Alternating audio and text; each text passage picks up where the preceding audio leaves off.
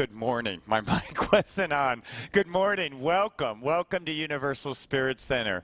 And I want to take a special moment to thank any of you who have sent in pictures of yourself or your family or your pets. It's really great to see those pictures up. It makes me really miss you guys. And so please feel free to continue to send pics of yourself, your family, your pets, because we'd love to see your face. So I'm Kevin Busey. I have the great honor of being a spiritual director here at Universal Spirit Center, and I welcome you this morning to our gathering. I welcome you.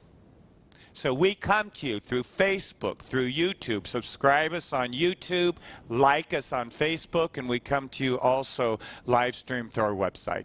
So welcome to Universal Spirit Center, and now I welcome our music director, Gina Walker.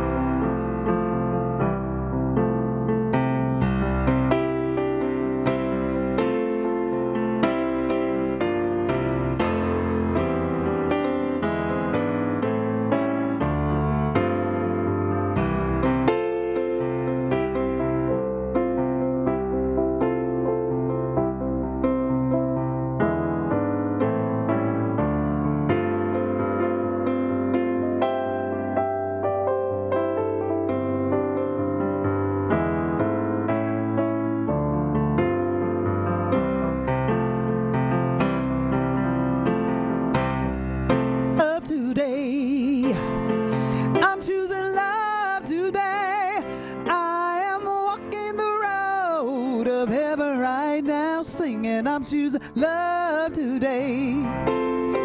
I'm choosing heaven today. I'm choosing heaven today. I am walking the road of heaven right now, singing, I'm choosing. You ought to choose it, yeah, yeah, yeah. Choose some heaven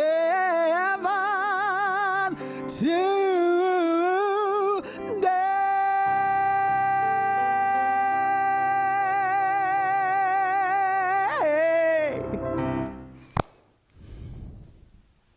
Walker, thank you, Gino. And big surprise to you today. Amy Steinberg is joining us through video today. We're so glad that she's joining us. She's sharing her talent, her songs, her beautiful presence. So we look forward to that. And we have a special shout out today. They're all special. We have a special shout out today to 4 lovely women. They're our ministerial students. So let me tell you about these women in general. They are all in a ministerial program that it is at least 3 years in the making for them to become ministers. It's a accredited program. They're doing a lot of study, a lot of work in it. So in addition to becoming a practitioner, they've embarked on this program of 3 years so that they can deeply, deeply call humanity to the experience of awakening. So it's Sarah Adams, Lydia Joy Ayers, Sherry Ganan, and Zena Kacha. We're so glad they're part of our community. They are all graduating in June. So they all just happen to be completing ministerial school this year. So in June, we really look forward to a great celebration for them. They've all done internships throughout the time of being in ministerial school here and other places. And to each one of you, I just want you to say it's been awesome to watch you evolve into the beautiful ministerial presence that all of you are. Thank you for your commitment here to our center and for your commitment to the unfolding of all humanity. So we're really appreciative of you, and I'm proud that you're ministerial students at Universal Spirit Center. And I have to say, the Dean, Kathy Hearn, speaks very highly of all of you. So I want to share with you our holiday rundown. The first, I'm acknowledging we have our menorah lit this morning. A special happy Hanukkah to all of our Jewish members and congregants who celebrate Hanukkah. Tonight they light the fourth candle. It's 3 nights into it, so we honor your celebration of Hanukkah. In addition, Gino and I are getting together on December 21st to celebrate with you the winter solstice. So you can go to any one of our 3 platforms, Facebook, YouTube, or our website, and we will have an experience of the winter solstice. It begins at 6:30 p.m. Monday night, and what we're going to be doing is moving through the darkest time of the year into the first light, which we celebrate on the winter solstice. So come join us with song, with prayer, with chanting, with stillness into the sacred time. As well, December 24th at 7 p.m., we will be broadcasting our Christmas Eve gathering. So come join us. We're really working hard at creating a very inspirational gathering for all of us. So we hope you join us. Again, the 3 platforms, Facebook, YouTube, and our website. And then on Christmas morning, our ministerial intern Sherry Ganan, as well as Gina Walker at 10 a.m. will be having a Christmas morning gathering. So that's another way to stay connected to us and to stay inspired. So I think that's it for my announcements. I'm going to invite Lee Armentrout, who comes to us through video, to tell you the rest of the announcements. Lee, come join us. Hey everybody, Lee Armentrout here. I'm kind of tickled because this is like my 9th attempt to record the announcements for today. And I'm here at home and nothing seems to be going the way I'm accustomed to. And here's pretty much the reason why. Right there, that's my new dog. That's Esperanza, and I call her Essie. So welcome to Universal Spirit Center from Lee and Essie. We have a racial equality project call to action, and we're asking people to go onto Facebook and look for the Equal Justice Initiative and follow them. That way you can learn about racism via mass incarceration, excessive punishment, and other basic human rights for people who are the most vulnerable. So actually you can go onto the REP page on Universal Spirit Center's website and click through that, and it'll take you to that Facebook page.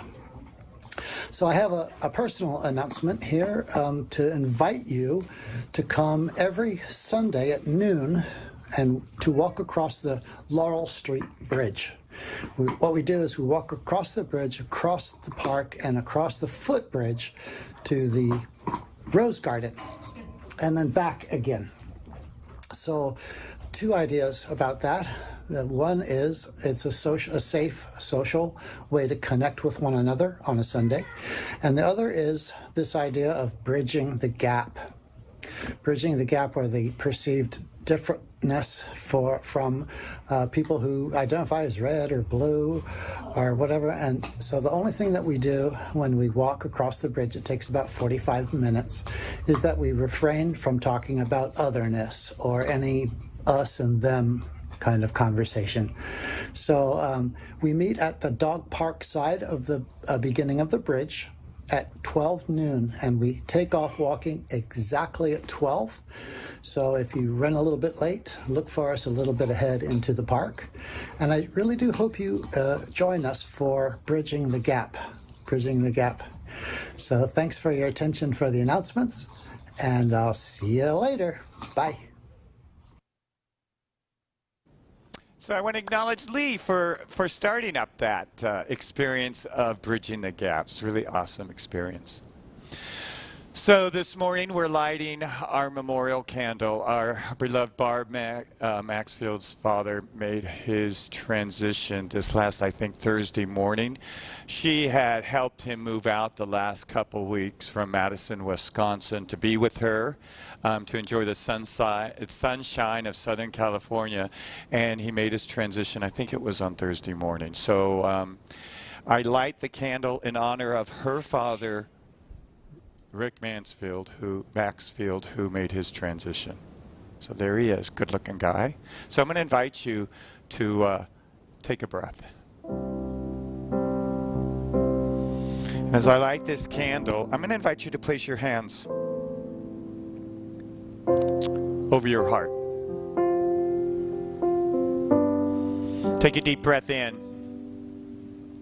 and join with me in acknowledging Rick Maxfield's life, who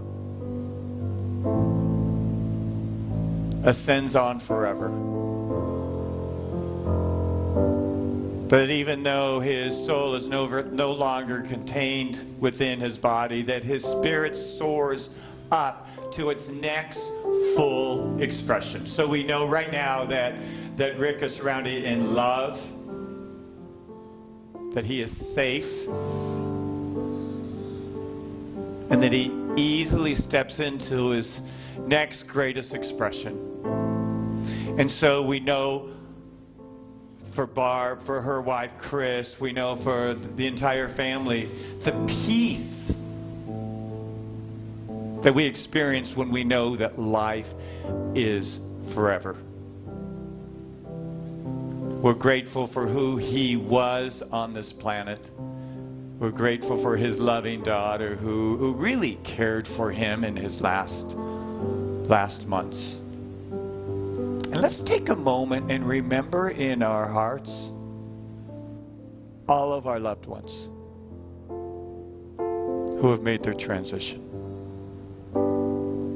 We open our hearts to our love for them and their love for us. So as we know a blessing on Rick, we know a blessing on all those who've made their transition. We know that it is easy to still be in contact with them, to feel their love and their presence. And join with me in knowing all of this, as together we say, and so it is. Love, sweet love, surrounds me now. Love, sweet love, haunts the room. Love, sweet love, surrounds me now. Love is the only truth. Love is the only truth.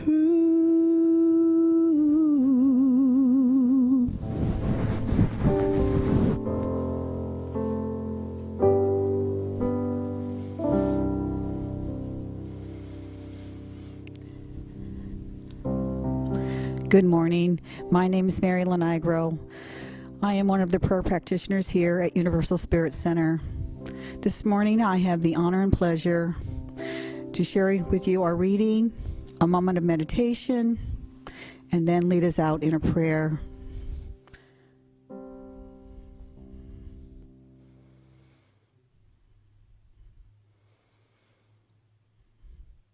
Our reading by Maya Angelou.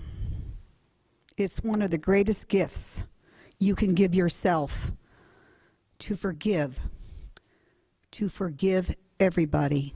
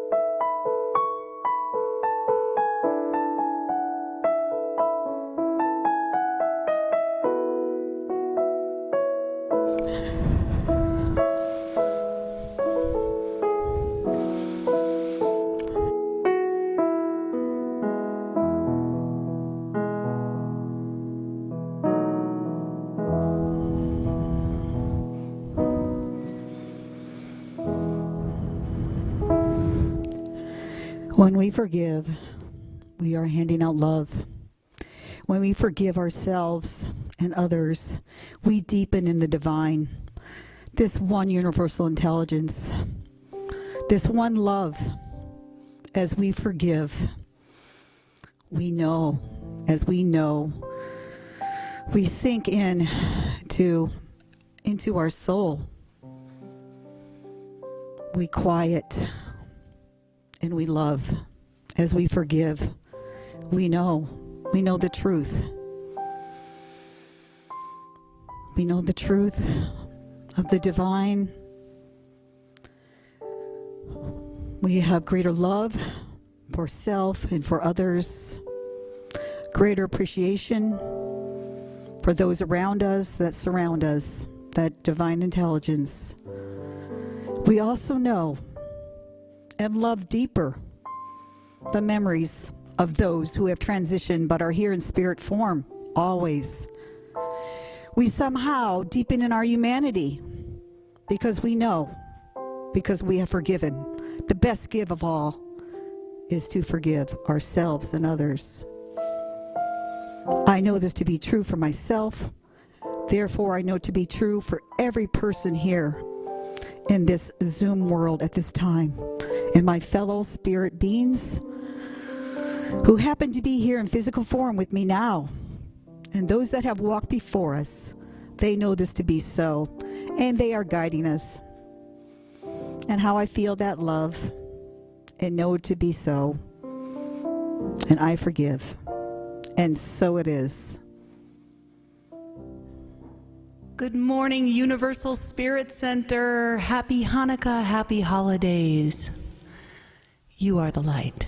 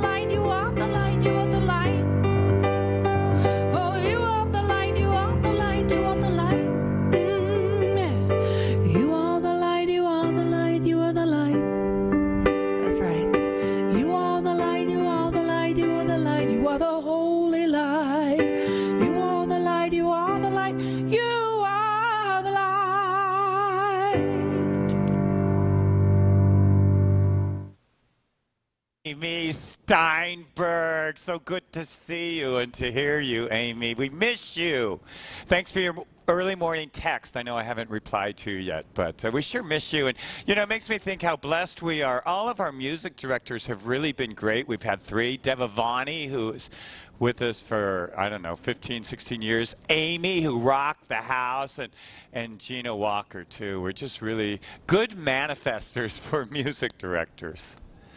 I also want to mention Barb Maxfield's mother made her transition last May, I think it was. So, Barb, we're just sending you love and light in this tender time.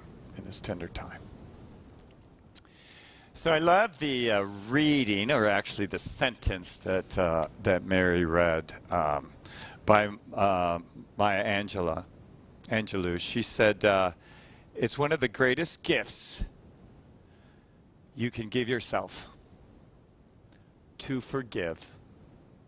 Forgive everyone." I would just add one thing on there. Forgive everyone, especially yourself. To forgive everyone, especially yourself.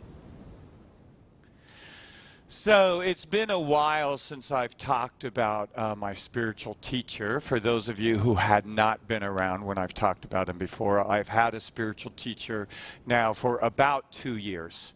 And he's taught me some pretty fundamental life lessons.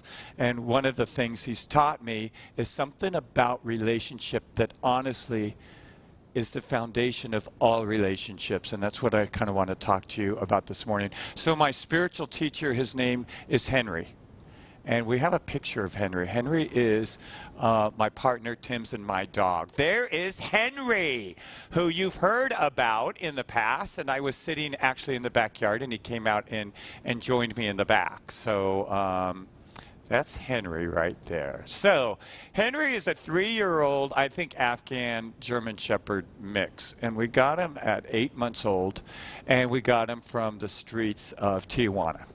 And when he came to us, he was extremely shut down, extremely anxious.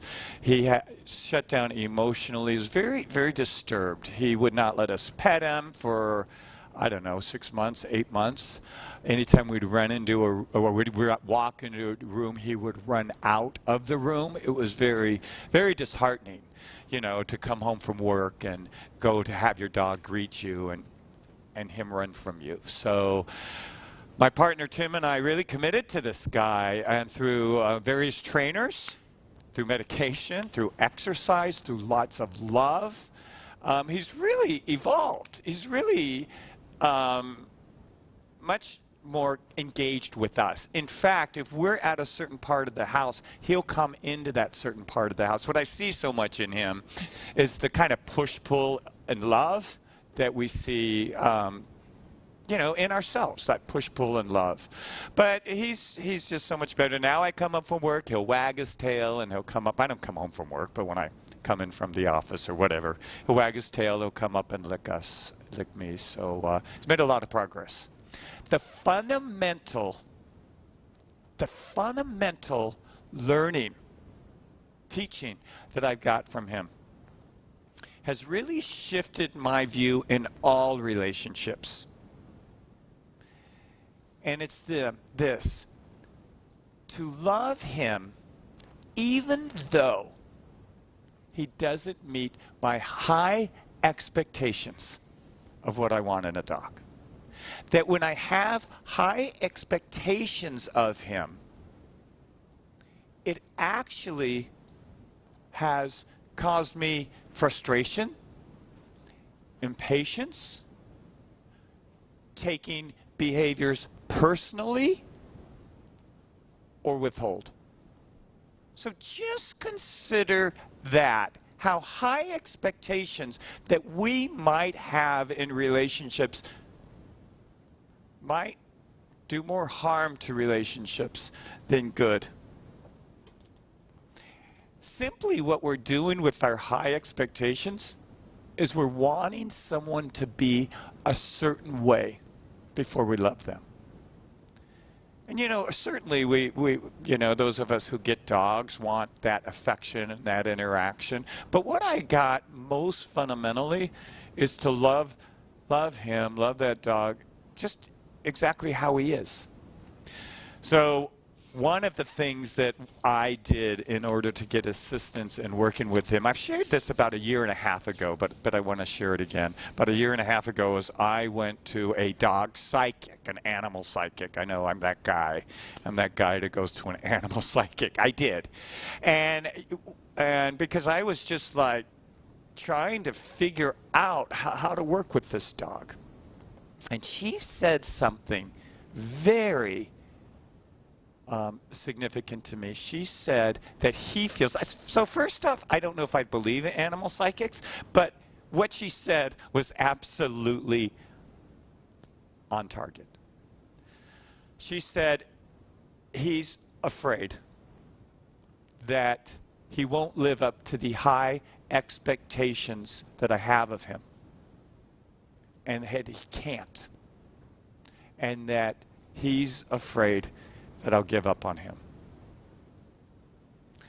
And you know, that to me was a game changer, not only to him, but kind of how I am in relationship, because I have high expectations of myself, right?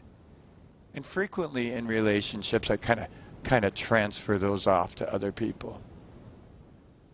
And it was a game changer for me that I was being asked to love this dog just for who he was and who he wasn't, and not who I wanted him to be. And the piece that hit me in that is that he felt like he was incapable of meeting my expectations. So I read a novel about a year ago that's based on a true story, actually based on two different true stories. It's a combination of two different stories. And it's a story about a plane crash, and there was one sole survivor, and it was this 10-year-old boy. He's the only person that survived this plane crash. So everyone on board was killed, along with his parents and his older brother. And it's a story about him kind of healing from the trauma of that situation, psychologically as well, emotionally, as well as physically, because he had been injured in the accident. And he went to live with his uncle and his aunt. And the story is told from his perspective. And he talks about how all these people around him have all these expectations of him. And he talks about his inability to meet those expectations. Things as basic as having a conversation or eating a meal or engaging with someone. That, you know, the way I heard it is so much of his healing, his focus on healing had to be internal, that he didn't have the capacity or the wherewithal to meet people's expectations. And it was fascinating because it showed how people were expecting, they all had good intentions. Everyone had good intentions. They wanted him to eat. They wanted him to make friends. But at that point in his healing process, he was just unable to. Eventually, he became well, physically and emotionally, and ended up graduating from high school and did very well. But those first couple years were really tough. So I've been thinking about this. I've been thinking about the frustration that we might feel in relationship, or the disappointment, or the heartache, or the unforgiveness. How much of that is based on the simple fact that people aren't being who we want them to be? People aren't living up to our expectations. People aren't doing it the way we want them to. So I'm going to invite you to do something. I'm going to invite you to pick someone in your life that maybe you're frustrated with, disappointed in, having a hard time with, someone maybe who you feel withhold from, Someone who's really maybe you feel unforgiveness to, that you can't quite forgive. So pick that person. Might be yourself. Pick that person. I remember in my early 20s, I went to therapy for a little while, and I think looking back on it, I was moving from a adolescent relationship with my folks to an adult relationship. That was part of what I was talking about in therapy. And I was talking about, oh, my mom didn't love me enough or something like that. And I remember the therapist saying, maybe your mom loved you to the degree that she was able to love you. And I thought, wow, maybe it's not at all about someone's willingness or intention, but it's capability. Maybe when we want people to be a certain way, they don't have the capability, the ability to do that. That, to me, is kind of an eye-opener. Maybe no one could give us the type of unconditional love that we so crave, except for ourselves, except for God. My dad and his wife lived in independent living until COVID started, and then the family thought it best to move them home, so my dad moved in with my sister in Northern California, and his wife moved in with her daughter in Northern California, and they see each other during the day. So my sister is having pretty much sole care for my dad. And so what we know, and what my dad knows, is there's certain things he could do to maintain his health. He's 91, he's older. Maintain his health and maintain his energy. One of those things is to eat well, to eat good meals. And my sister cooks some good meals. The other thing is to get out of bed in the morning. Sometimes he just wants to stay in bed. But getting up, movement, it's a good thing. Going to see his wife, it's a good thing. And then the third thing is to do the exercises, the activities that the physical therapist has laid out for him, because that helps him to feel better. It helps him to move. So we know these things. Some morning, he refuses. He doesn't want to eat. He won't do the exercises. He doesn't want to get out of bed. And it's fairly frustrating for my sister, because she kind of knows what's best for him, right? So periodically, she'll call me, and she's frustrated because he's not wanting to eat, or he's not wanting to get out of bed, or do these exercises, and she's frustrated. And so, we've decided we're not going to fight with him. We're going to really encourage him, but at the end of the day, it's his decision. So I have to tell you, when I have these conversations with her, and she calls me largely to vent, right? At the end of the conversation, one of us always says to the other person, he's on his journey. He's making his choices.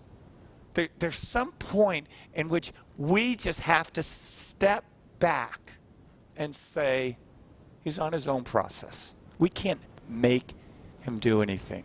And I thought about that, too, in terms of other relationships in my life. The fact of the matter is, everyone who's in our life has their own journey and their own process. And it may not be something, A, we want for them, or B, feels good for us. We may feel betrayed by it or hurt by it. But at the end of the day, everyone has a right to live life according to how they want to live their life, their willingness. So it's about willingness. So, the first thing about relationship is someone's capacity, but it's also someone's willingness. So the third point that I want to make about relationships, and maybe our frustration in them, or lack of forgiveness or disappointment. I was in a meeting the other day, in a virtual meeting, and someone who I don't know, I had just met, we were in a meeting, I said something, and he got really angry, and he yelled at me. He yelled at me in this meeting. and he's yelling. He's kind of going off on me. And I'm realizing, on one level, he's overreacting to something I said. And it's really more about him than me. But there was a part of me that was like personalizing it. What did I do wrong? What did I say wrong? And there was a tendency I wanted to make myself be responsible for his anger. I was personalizing. And the truth is, which I really worked towards, his anger had nothing to do with me. His anger was his process. Now, in that particular time, he directed it at me, but I wasn't the cause of it. How many times do we personalize behavior when we're not responsible, or it's not ours to personalize? It's someone out there just having their reactions. And it has nothing to do with us. You know, Joel Goldsmith, that great New Thought writer, says nothing's personal. The problem comes when we take it personal. So when you and I have these frustrations in relationships, or these disappointments that make us maybe withhold love, withhold intimacy, withhold goodwill, or maybe it causes us to lock into unforgiveness. Unforgiveness is a block of energy within us. It's a block. It's stuck in story. And our story that we're making up may have to do simply with someone having an inability or unwillingness or their journey simply doesn't live up to our expectations. How much of us withhold love because someone isn't being who we want them to be? Let's take a breath here. So I bring this up for several reasons. I bring this up because when we withhold, when we have judgments going on or stories going on, when we're on unforgiveness, it's an energy block. And so what an energy block within us is, and it's usually around the heart chakra, is it prevents energy, just general energy, God's energy, divine energy, this life force, to move through us. Because it gets blocked at the point where we're stuck. There's a chakra that's closed down. So when you and I loosen or do the work of forgiveness, we loosen up, we open up those energy blocks. And, forgiveness, I always say this, but it's true. It's not for someone else. It's for ourselves. It's for that life flow to move through us. So I say that. I want to talk about forgiveness because of that.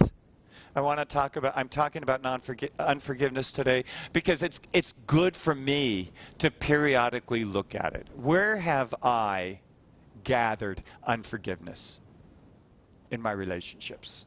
Where have I fed into a story or kept a story going? So I like periodically to give these talks or to have a class on unforgiveness or do specific chakra work. So I can clean up. It's spring cleaning. So I'm really asking you to look at those places in your life where you have unforgiveness or you're stuck in a relationship or withhold or judgment. Now, this is hard to hear simply because someone's not being who we want them to be. Oh, that's tough to say, might be tough to hear. But the third reason I want to share this with you, this process around unforgiveness, is we're entering into the possibility of an experience of birth of light for us, a divine birth, an opening. So I'm calling us to an inner spaciousness, a place that is free from judgment, unforgiveness, accusation, so that you and I can be aware and attentive to, and a place where the light is birthed. So I want to briefly run through, I think it's 4 stages of unforgiveness right now, 5 stages of unforgiveness. We're going to show it on the screen. So the first stage of unforgiveness is that we tell our story. We talk about what was done to us. Oh, I got hurt. This person betrayed me. This person walked out on me. This person ran over my cat, whatever it is. But we go ahead and we say, this is a story. This is what happened to me. We don't disregard the story or the trauma or the effect, but we tell it. We tell it. Whenever I talk about this stage, I talk about one of the Native American tribes in America, one of the Indian tribes have a ceremony in which when they're wronged by someone in the tribe, they come in the center and everyone gathers around them in a circle and they tell the story. This is what so-and-so did to me, or this is what happened, and they hear it. The person says it again. Second time, this is what happened to me. This is what this person did. This is how it felt. And a second time they tell it. And then they tell it a third time. Tell the story. The fourth time, when they start to tell the story, the people that are listening turn their backs on the person telling the story. Enough. There comes a time in which we have to stop telling the story, or we own the story. It becomes us. We identify with the story of betrayal or how we were victimized or whatever it is. So there comes a point in which we stop. Enough with the story. And we move into the second stage. And the second stage is simply feeling our feelings. Not stuck in the story, not repeating the story, but just, what do I feel? How do I feel? And a little side note on this, we do presence process here periodically. I'm doing it in January, and the reason we do it is to address this stage in the process, to feel our feelings. Feelings are energy. They get stuck in us. So as I start to bring the light to the feelings, it starts to dissipate, starts to open it up, and it creates a channel. So that's the second stage. The third stage is that we take responsibility. So we own what's ours. Oh, I had really high expectations. Oh, I didn't see the warning signs. Oh, maybe I tried to control that person too much. Whatever it is, we just take responsibility. This piece was mine. Then we move to the next stage, the fourth stage, which is we identify the gifts. What's the gift? And I shared earlier, I have a big learning. I have a big gift from my relationship with my dog, Henry, is to accept relationships as they are. To not have expectations about how people should be that they're incapable or unwilling to meet. So it's to receive the gifts. And the fifth stage is to forgive ourselves. Forgive ourselves in whatever way we need forgiving. So I invite you, I challenge you to look in your life and to see where forgiveness is needed. And to do the work. Not particularly or necessarily for the other person, but so that we can free ourselves of the story. And how do we know when we've really forgiven someone? That's a question that I consider sometimes. How do we really know? And I think it's this. We let them walk away from the story. They don't have to be part of our story anymore. We set them free from that story. So I'm going to take you through an ancient process of forgiveness, a Hawaiian process. So I'm going to invite you to take a deep breath and place your hands over your heart.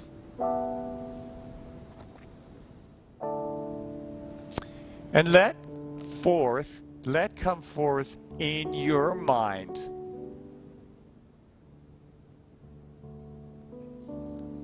someone who needs forgiveness in your life. Let Spirit bring that person before you. Who needs forgiveness? My phone. In your life. Let the image of him or her come before your mind's eye.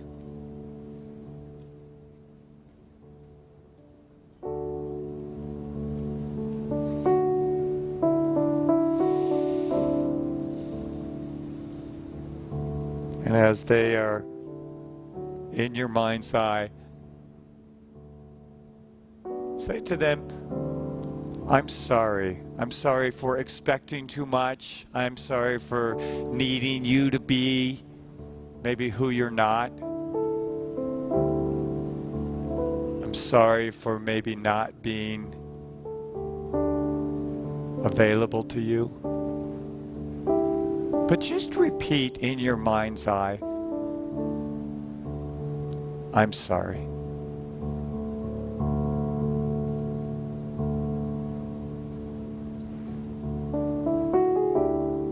And ask this person, to the degree that you're able, ask this person to forgive you. Simple words. Forgive me.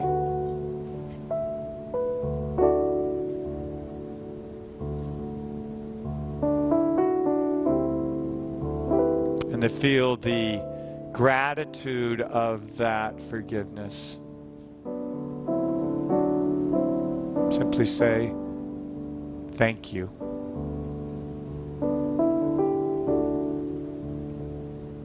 And I invite you to meet this person on a soul level. And realize you've been on this journey together. You've called each other into life together, into your lives together.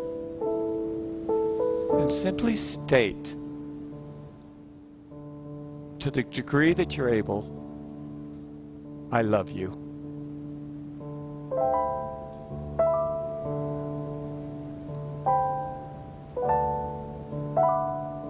And so feel right now a releasing of story happening, a letting go, a walking away from the past,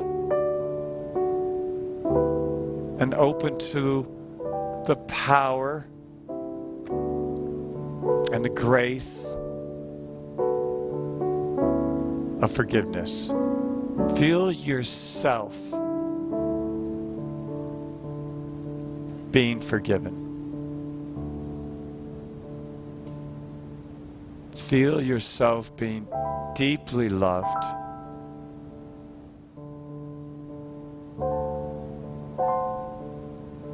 Feel yourself being filled with light.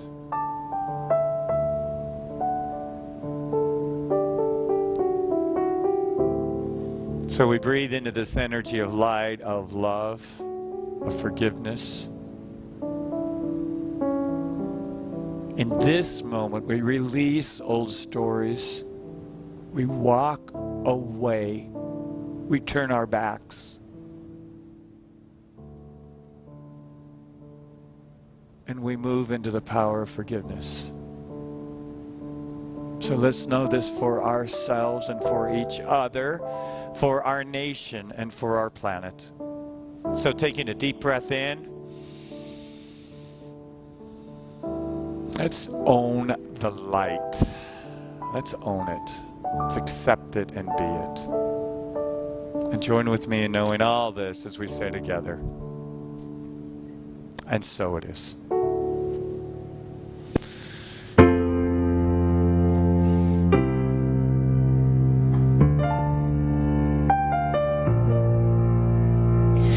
Shine, be glorious, reflect the divine. Shine, be glorious,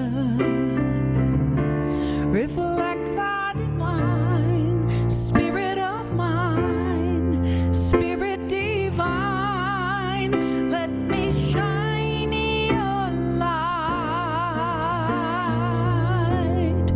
I open my heart, even in the dark.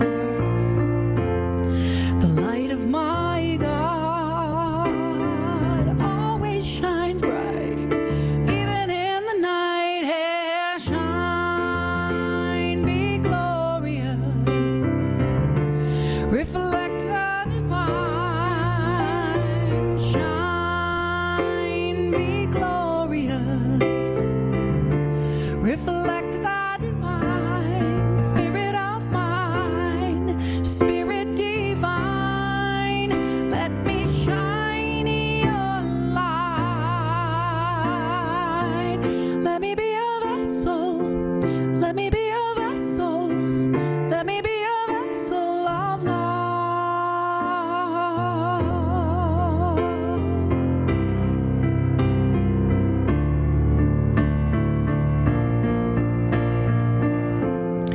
I open my heart this miracle day.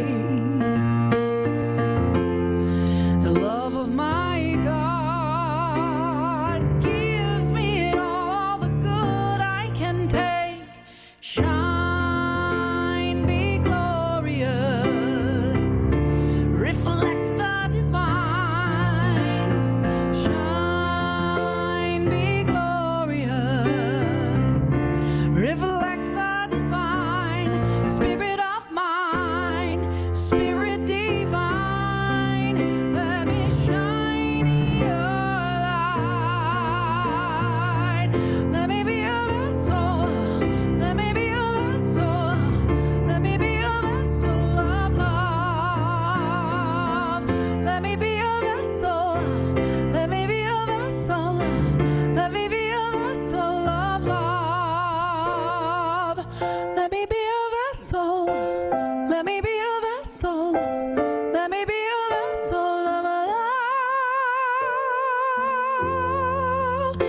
Hey, hey, yeah, oh, yeah. Shine, be glorious, reflect the divine.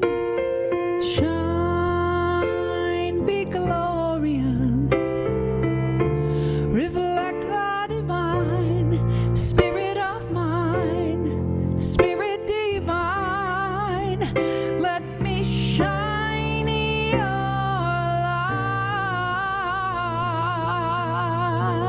light. Yeah.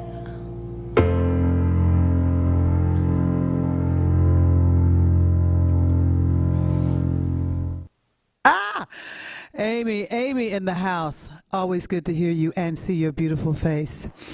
I get the pleasure of doing conscious giving. I get to share with this divine community why I share. Simply because I'm fed. I get fed through the message. I get fed through the music.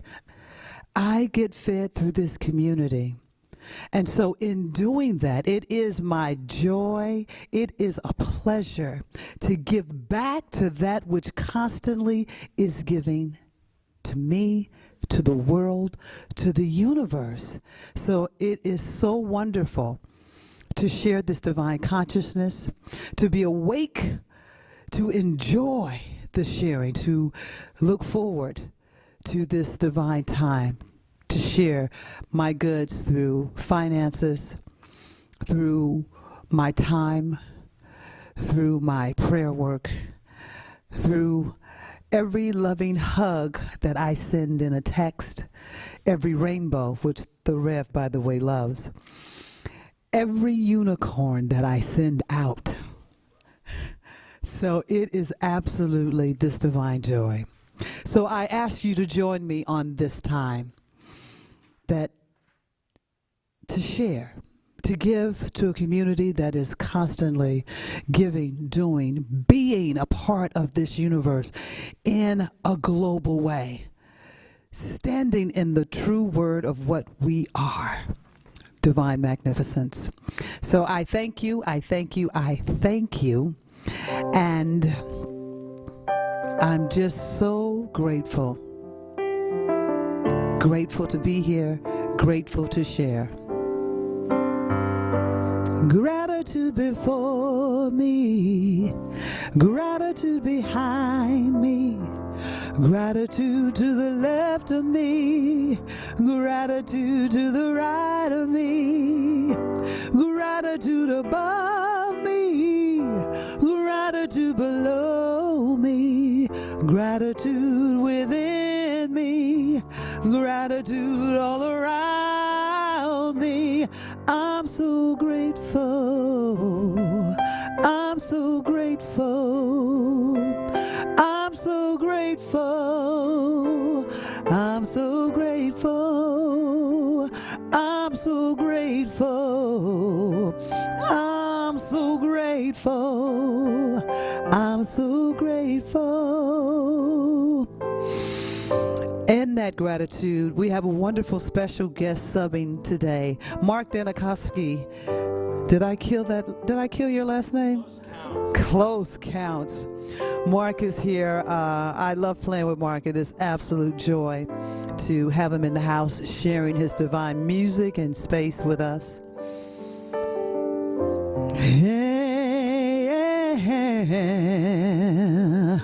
Gratitude before me, gratitude behind me, gratitude to the left of me, gratitude to the right of me, gratitude above me, and gratitude below me, gratitude within me, gratitude all around me. I'm so grateful. I'm so grateful.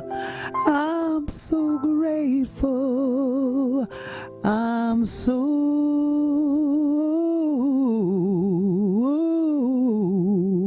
grateful.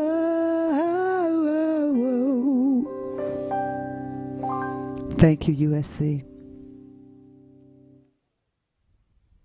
Thank you for joining us this morning. You know, I want to do a special thank you to all of you who continue to support us financially.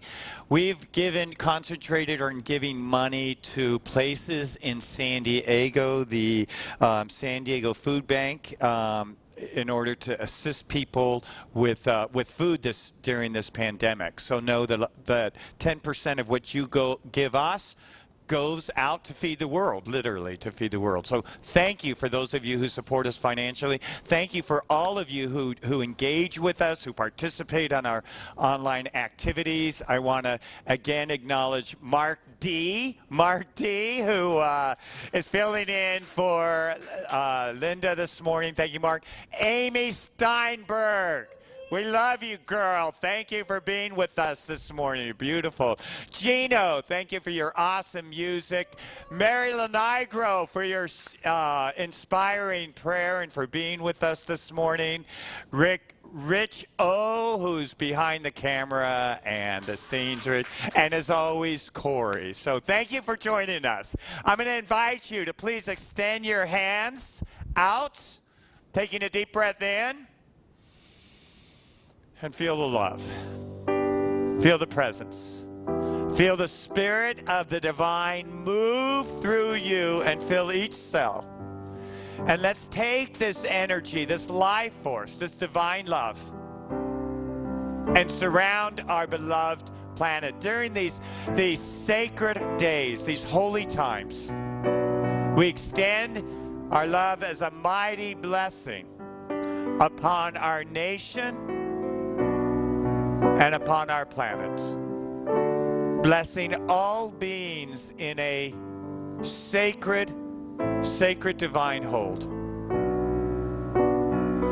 Taking a deep breath in, feeling in this moment the sacredness of these days. Thank you for joining us. We'll see you next week. Stay safe.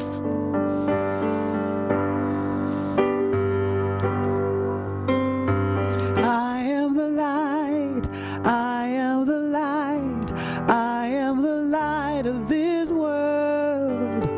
I am the light, I am the light, I am the light of this world. And I shine, and I shine, and I shine so bright. And I shine, and I shine, and I shine so bright. I am the light, I am the light, I am the light of this world.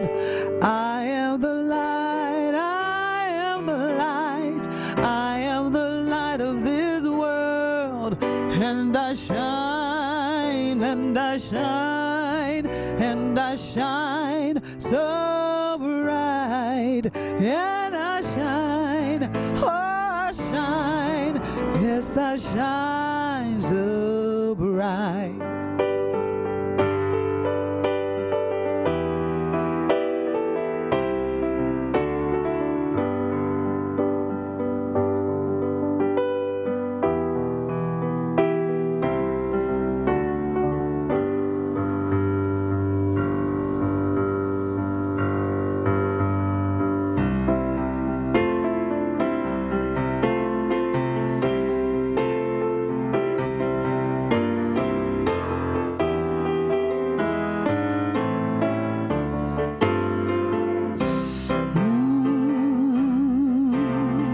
I'm choosing heaven today.